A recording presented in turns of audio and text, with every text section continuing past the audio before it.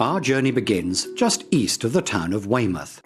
We'll head down Dorset's Jurassic coast, encountering some of England's most spectacular geological features along the way. From the abandoned ghost town of Tyneham, a detour inland takes us to William the Conqueror's Corfe Castle. Moving on to the towns of Sandbanks and Bournemouth in Poole Harbour, we'll then have a chance to marvel at the ancient pagan holy grounds of Knowlton Rings.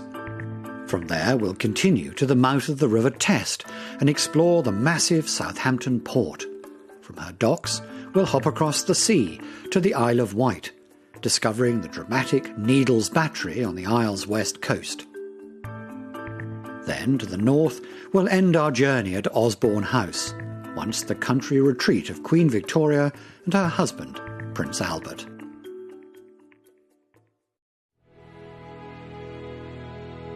We start our journey just outside Weymouth, gateway town to Dorset's incredible Jurassic coast.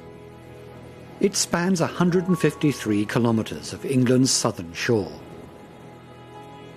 180 million years of geological history can be found within the dramatic landslips and eroded coastline, making this area a gathering place for geologists and tourists alike. Perhaps the most spectacular, and certainly the most visited of these geological features, is Durdle Door, with over 200,000 visitors a year. The feature is estimated to be about 140 million years old. Its name, Durdle, derives from the Old English word thurl, meaning to drill. And this is a perfect description of how this arch was formed. The powerful sea gradually eroded the soft clay on both sides and through the centre of the strong limestone arch that remains standing. A fossilised forest on the top makes this a true jewel for geologists. A few bays over, we come to Lulworth Cove. Its unique shape is again a result of thousands of years of weathering. The weak rock at the opening gave way to an onslaught of waves around 10,000 years ago. Then, as the water continued to force its way through the small opening, the incoming waves were diffracted outwards, eroding the sides of the cove more vigorously than the back. Also, the back wall is composed of a 250-metre-long band of chalk pressed into the cliff face, which resists erosion far better than the clay and sands on the side. With 500,000 visitors per year, the cove's spectacular shelter is a draw for swimmers and boaters alike. Some literary circles believe that J.M. Barrie's inspiration for Peter Pan resulted from the author's encounter with a boy named Peter wandering around Lulworth Cove. The boy's father had just died, and he used to play in this area as if it was his own magical world. J.M. Barrie soon married the boy's mother and spent much time strolling with the child through his own personal Neverland. Further down the shore, we come to Warbarrow Bay. The Jurassic coast is not only a sanctuary for tourists, a mecca for geologists, and a source of livelihood for farmers, but is also a central training ground for the British Army. As a result, this particular bay is open only on weekends and at night, due to its use as a firing range and training ground. The beautiful, seldom visited and secluded waters here lure in divers, fishers and scallopers.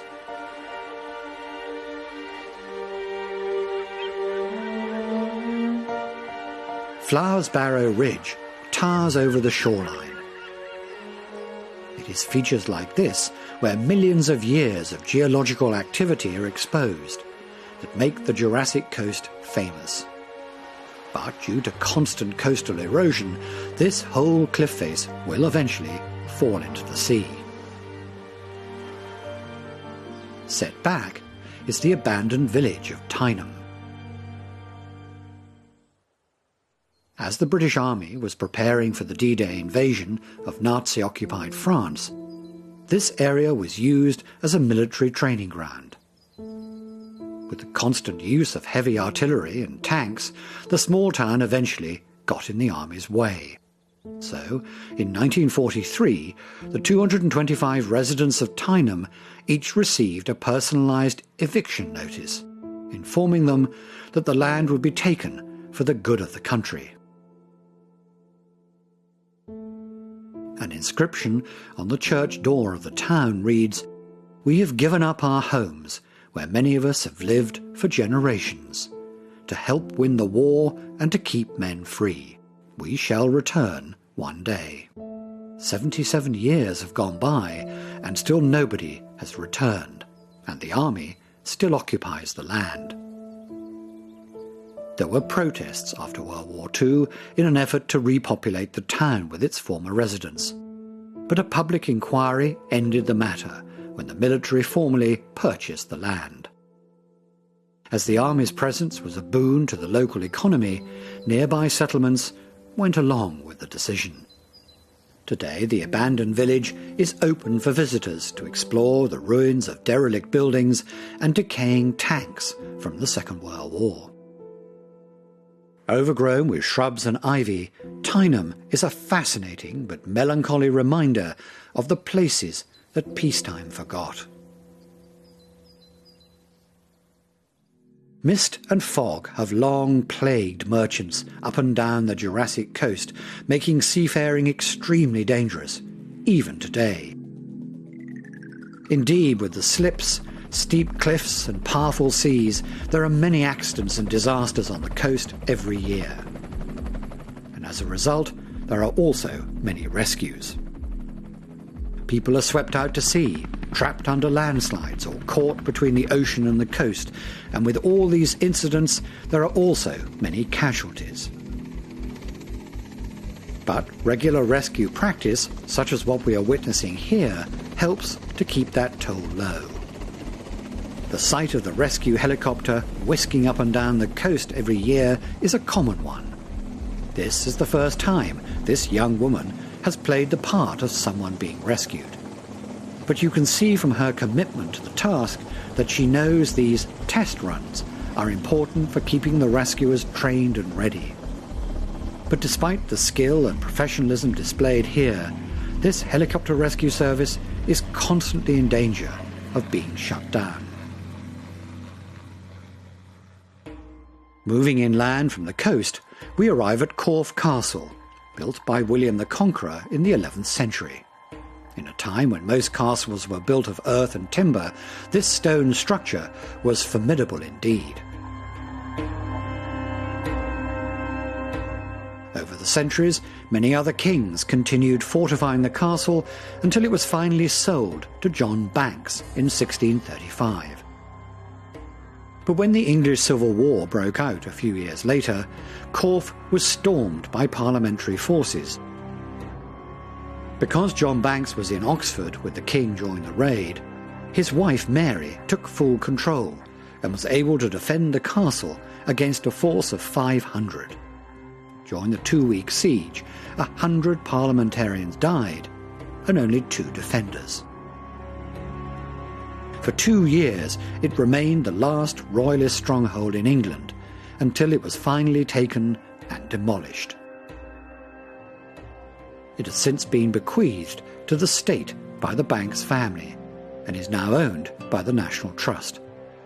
It remains one of the country's most visited historic sites.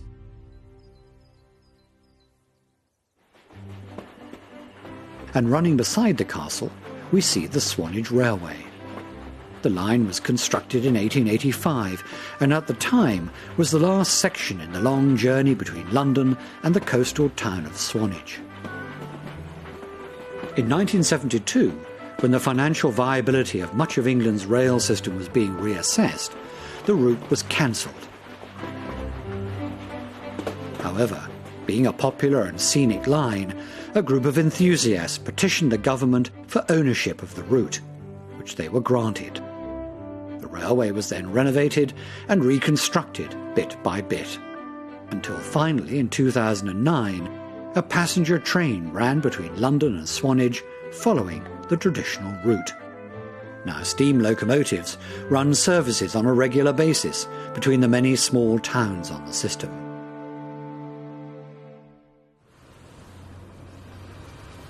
The sea on the southern coast of England is notoriously brutal.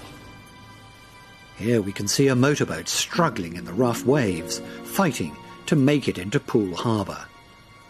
This once massive valley was drowned by rising seas and melting glaciers at the end of the Ice Age. Once used as an invasion point for the Romans during their conquest of England, the estuary now serves as a sheltered harbour with some interesting settlements. This small peninsula, sitting just inside Poole Harbour, is known as Sandbanks.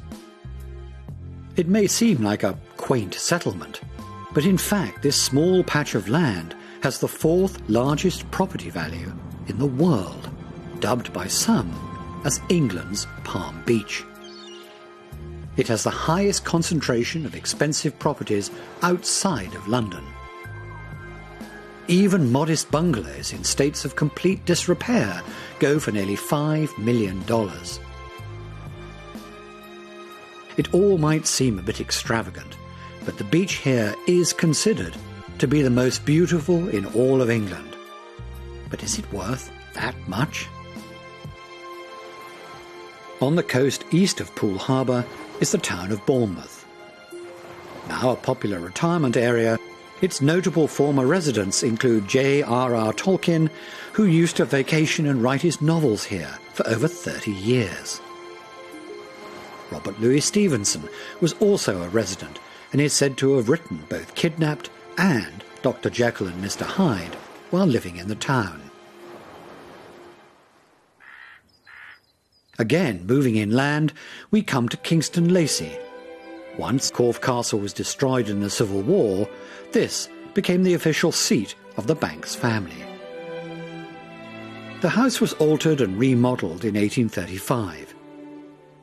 It was then that the four chimneys you can see here were constructed, and stones were also added to the structure at this time, covering up the old brick walls. Kingston Lacey was passed through the family until Sir Ralph Banks finally bequeathed the house to the National Trust. Inside the building are ancient world artefacts collected by the Banks family on their overseas travels. On the outside are Japanese gardens and extensive woodlands. Also recently added are communal growing spaces for nearby townfolk to come and learn how to garden and grow food. This mystical arrangement, known as the Knowlton Rings, is a confluence of old pagan beliefs and Christianity. The circular ramparts were constructed around 2500 BC and are believed to have been a small section of a much larger ceremonial and sacred landscape. This Norman church in the centre was built in the 12th century. Many historians believe the stones in the henge were broken up to construct the church. The village of Knowlton once surrounded the rings until the Black Death in 1485 forced the inhabitants to leave their homes. However, because the church was a prestigious landmark, people continued to come here until 1747, when the roof of the building caved in and the church was finally abandoned. As we continue eastward, we meet up again with the ocean and the massive Southampton port. The second biggest port in Britain after Felixstowe, it is the first point of call for vessels arriving from Asia. A unique tidal phenomenon known by the locals as double tides results in 17 hours of rising tides, meaning the port is accessible by large ships most of the time. Along with the fact that the harbour has complete shelter behind the Isle of Wight, it is understandable why it has had a successful history and is affectionately called the gateway to the world. Once the railway started operating throughout England in the 1840s, the port flourished into the major trading, military and transport post it is today. In the 1930s, Southampton handled over half of England's international passenger traffic and almost 60% of all cargo. And situated here are 5 massive terminals with facilities to handle almost any type of freight.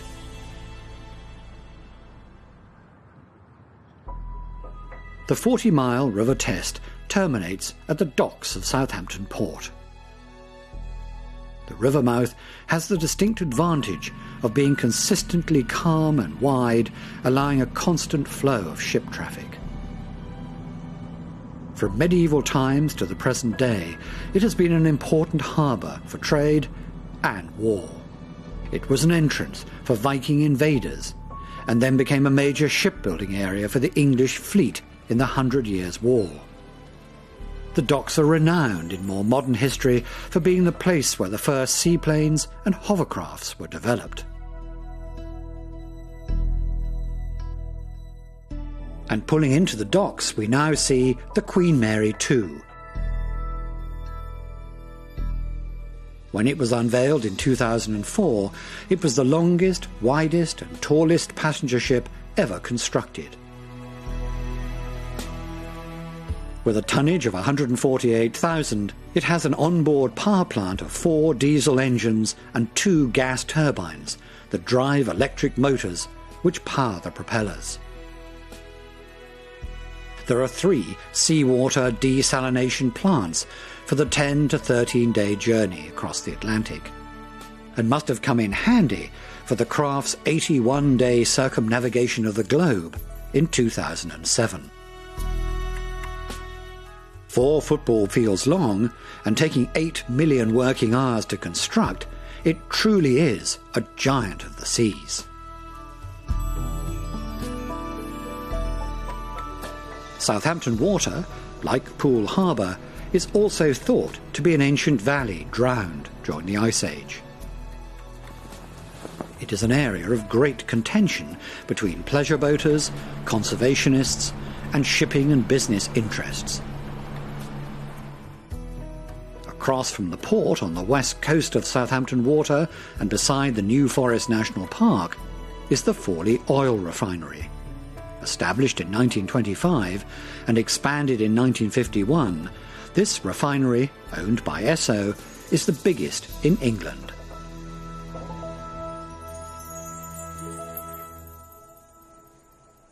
Further west along the coast is the historic monument of Hurst Castle. After Henry VIII's divorce from Catherine of Aragon in the mid-1500s, England was politically isolated. With threats from France and Spain, he constructed a string of device forts along the coast, and this central section of Hurst Castle still stands as a fine example. Designed with Italian-style fortifications, blockhouses and artillery towers, the fortress was very advanced for the time. And it continued to be used for centuries after. The complex was expanded and refitted for the Napoleonic Wars in the early 1800s, as well as the First and Second World Wars.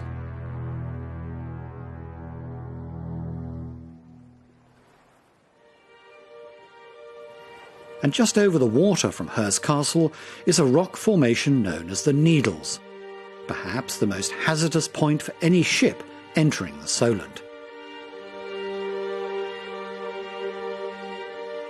They were named after a long-gone fourth structure called Lot's Wife that resembled a needle rising out of the ocean. It collapsed around 200 years ago, but the name stuck.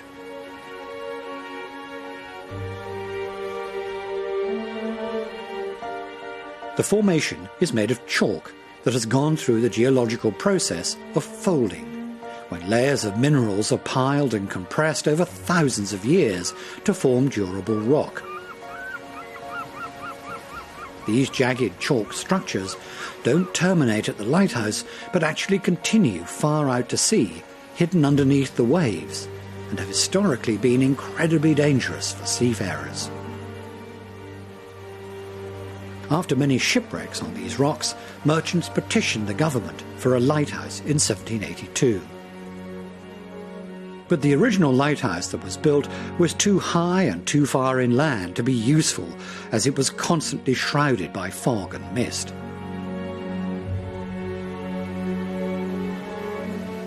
Finally, the lighthouse we see today at the end of the rocks was constructed in 1859.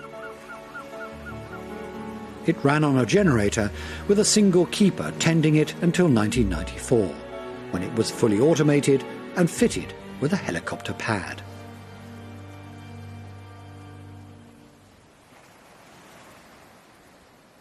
And built behind the Needles lighthouse on the Isle of Wight is the Needles Battery. The complex was originally constructed in the 1860s to defend against a potential invasion from France.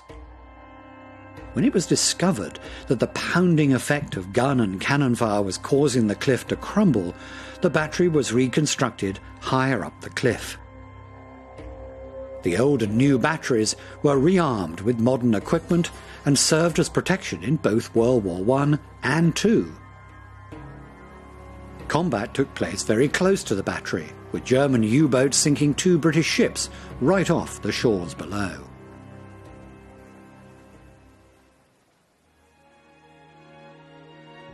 At the northern end of the Isle of Wight is Cowes. This town of about 10,000 sees its population double every summer at its famous regatta. This event is a yachting tradition that dates back to the early 1800s, when King George IV granted funds to the boating spectacle. Supported by royalty ever since, the regatta has become the largest in the world, and the town's resident Royal Yacht Squadron has become a prestigious name in international boating. Starting as a mere cluster of fishermen's shacks around defensive forts, Cowes has come a long way and established itself as one of the major yachting capitals of the world.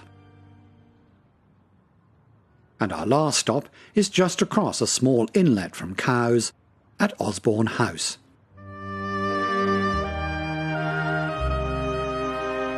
Queen Victoria visited the Isle of Wight a number of times in her childhood and said of the area, "It's impossible to find a prettier spot." So it is no wonder that in 1853 she had a summer retreat built here for herself and her husband, Prince Albert. The two were nature and garden enthusiasts, and so took plenty of inspiration from the gardens of Europe when planning the landscape.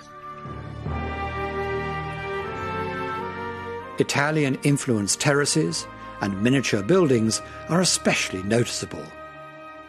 The house itself was designed by Prince Albert in conjunction with Thomas Cubitt, the same architect who created much of Belgravia in central London. When Queen Victoria died in 1901, Osborne was given to the state.